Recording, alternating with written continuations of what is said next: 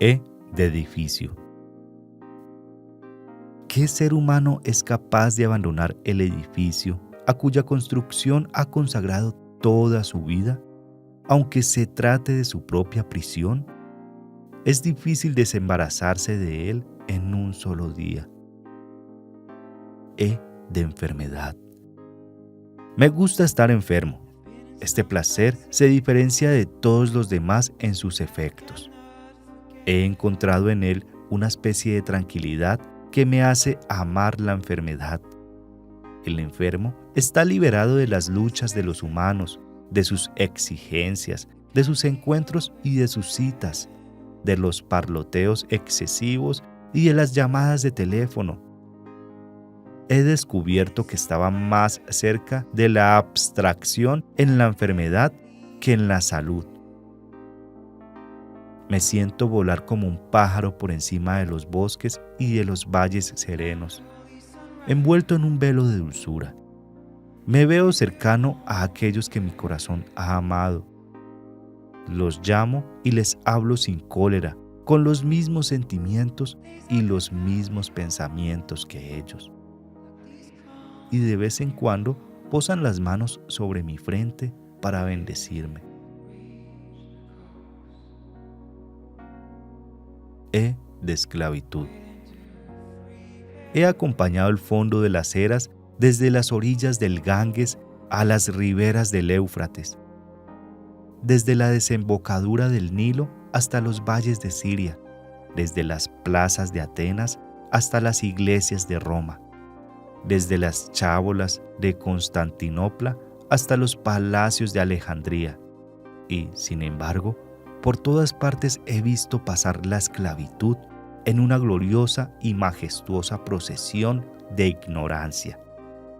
He visto a los pueblos sacrificar a los muchachos y muchachas jóvenes a los pies del ídolo que llamaban su Dios, verter sobre él el vino y el perfume llamándolo rey, quemar incienso ante su imagen llamándolo profeta, arrodillarse ante él y adorarlo llamándolo la ley, combatir y morir por él llamándolo patriotismo, someterse a su voluntad llamándolo la sombra de Dios en la tierra, destruir y demoler en su nombre las instituciones y las viviendas llamándolo fraternidad, luchar, robar y trabajar por él llamándolo fortuna y felicidad, matar por él llamándolo igualdad.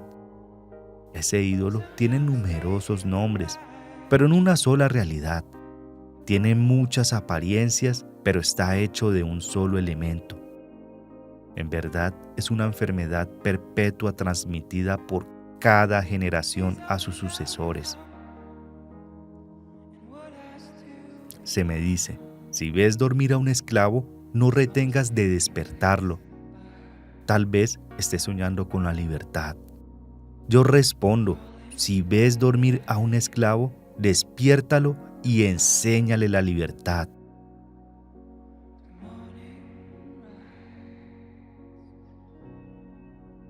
E de escritor. Ese escritor que conserva la cabeza muy alta por encima de la multitud, mientras su espíritu se hunde en los abismos del pasado, totalmente abarrotado de harapos y de desechos inútiles de los ángeles caídos? Si es así, eres como una ciénaga estancada, o eres ese espíritu incisivo que examina con atención su yo interior, rechazando lo que es inútil, usado y malo, para guardar únicamente lo que es útil y bueno. Si es así, eres un maná para los hambrientos, agua fresca y pura para aquellos que tienen sed. E de espada. Cualquiera que alcanza la eternidad con la espada en la mano vivirá tanto tiempo como haya una justicia. E de esperanza. La esperanza no se encuentra en el bosque, y las regiones salvajes no son la imagen de la desesperación.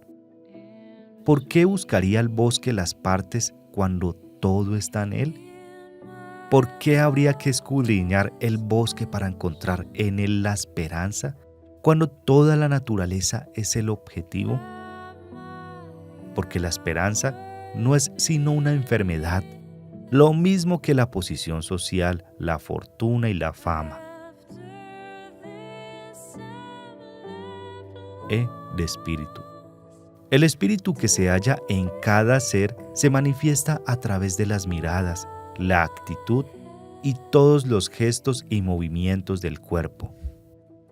Nuestro aspecto, nuestras palabras y nuestros actos nunca son más grandes que nosotros, porque el alma es nuestra morada, nuestros ojos sus ventanas y nuestras palabras sus mensajeros.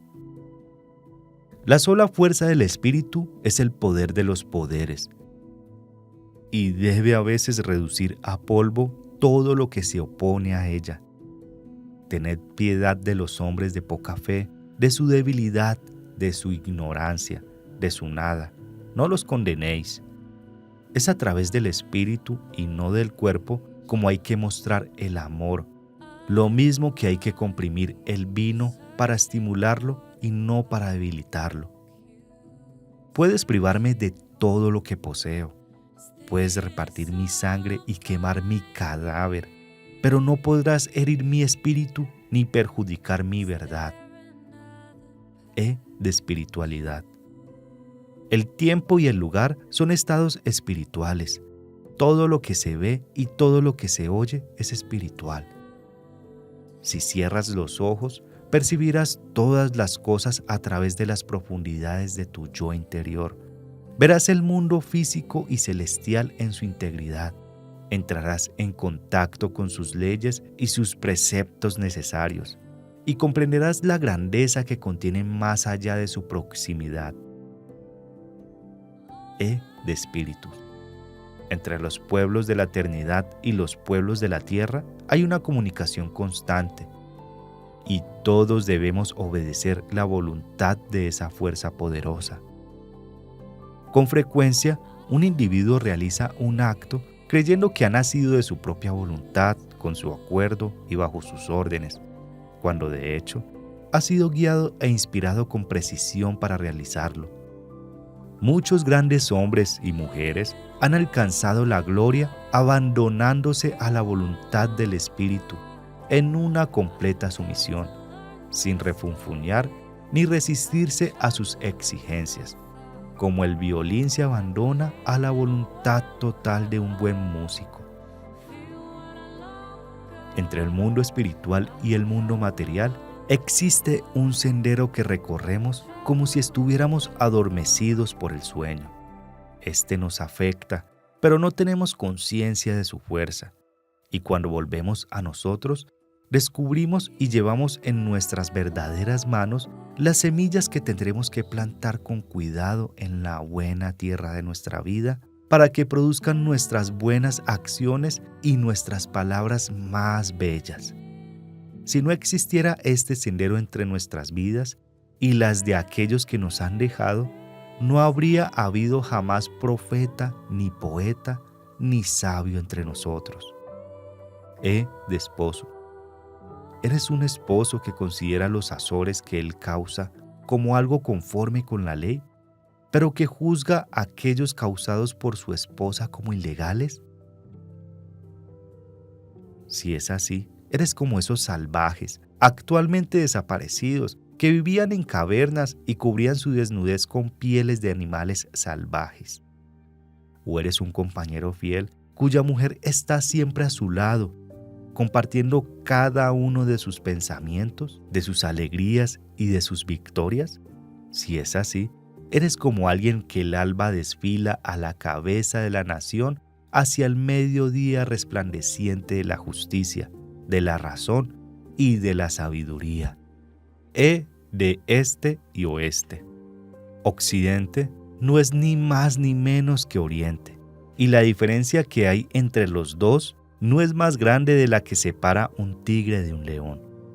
Detrás de la fachada de la sociedad he descubierto una ley justa y perfecta. Así igual es la miseria y la prosperidad y la ignorancia. No prefiere una nación a otra, no oprime a una tribu para enriquecer a otra. E de esterilidad. ¿Cuántas flores están privadas de perfume desde el día de su nacimiento? ¿Cuántas nubes se reúnen en el cielo vacías de lluvia, ávaras de perlas? E de estudio. El estudio alimenta la semilla, pero no la fabrica. La razón y el estudio son como el cuerpo y el alma. Sin cuerpo, el alma no es sino un aliento sin sustancia. Sin el alma, el cuerpo no es sino una estructura insensible. La razón sin el estudio es como una tierra en barbecho, o como el cuerpo humano cuando no está alimentado. El estudio es la única riqueza que los tiranos no pueden quitarnos. Únicamente la muerte puede apagar la llama del conocimiento que está en vosotros. La verdadera riqueza de una nación no es ni su oro ni su dinero, sino su saber, la sabiduría y la rectitud de sus hijos. E de eternidad. Todo lo que existe permanece para siempre, y la existencia misma de la existencia es la prueba de su eternidad. Pero sin esta comprensión, que pertenece al conocimiento del ser perfecto, el ser humano nunca habría sabido si tiene una existencia o una no existencia. Si la existencia eterna se transforma, debe volverse más bella. Si desaparece, debe volver con un aspecto más sublime. Si duerme, debe tener unos sueños mejores, porque cada vez que renace es más grande. No retornarán a la eternidad sino aquellos que la han buscado en la tierra. E de evolución. La ley de la evolución tiene un contenido severo y opresivo, y quienes tienen un espíritu temeroso o limitado la temen, pero sus principios son justos y quienes lo estudian son sus iluminados. Por medio de su razonamiento, los hombres se elevan por encima de sí mismos y alcanzan lo sublime. E de exceso. Para combatir el mal, el exceso es bueno. El moderado, cuando proclama la verdad, solo presenta una media verdad.